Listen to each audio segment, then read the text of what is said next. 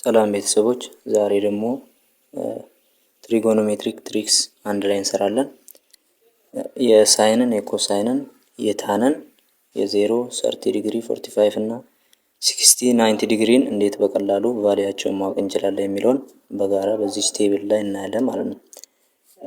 በሳይንስ ስንጀምር ከ0 ጀምረን እስከ 4 እንሰጣለን። 0 1 2 3 4 እንላለን።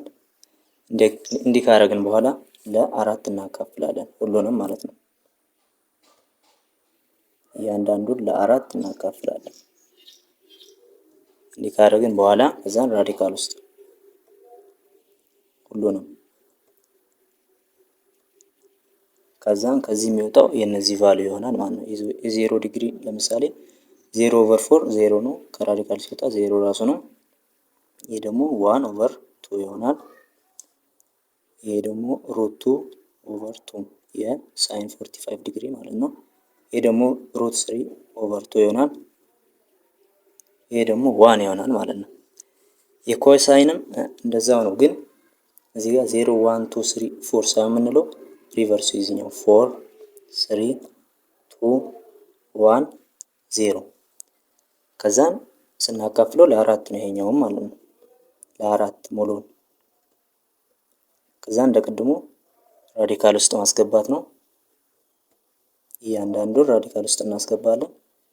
ከዚህ የሚወጣው ነው የኮሳይን። ለምሳሌ ኮሳይን 0 ዲግሪ 1 ነው የሚሆነው። 4/4 1 ስለሆነ ራዲካል ውስጥ 1 ደግሞ 1 ነው።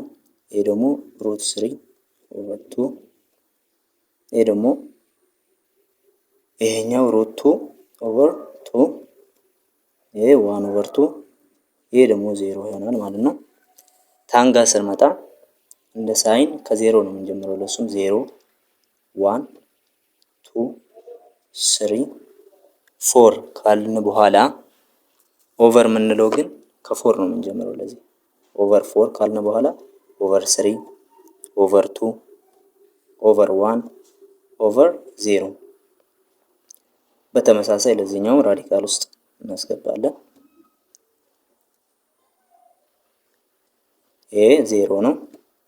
ይሄ ማለት ደግሞ 1 ኦቨር ራዲካል 3 ይሄ 1 ነው፣ ምክንያቱም 2 ኦቨር 2 1 ነው። ከራዲካል ሲወጣ 1 ነው። ይሄ ደግሞ ራዲካል 3 ይሆናል። ይሄ አንዲፋይንድ ይሆናል ማለት ነው። አንዲፋይንድ። ስለዚህ በቀላሉ እኚህም ቢሸመድዱ አሪፍ ይመስለኛል። ቴንክ ዩ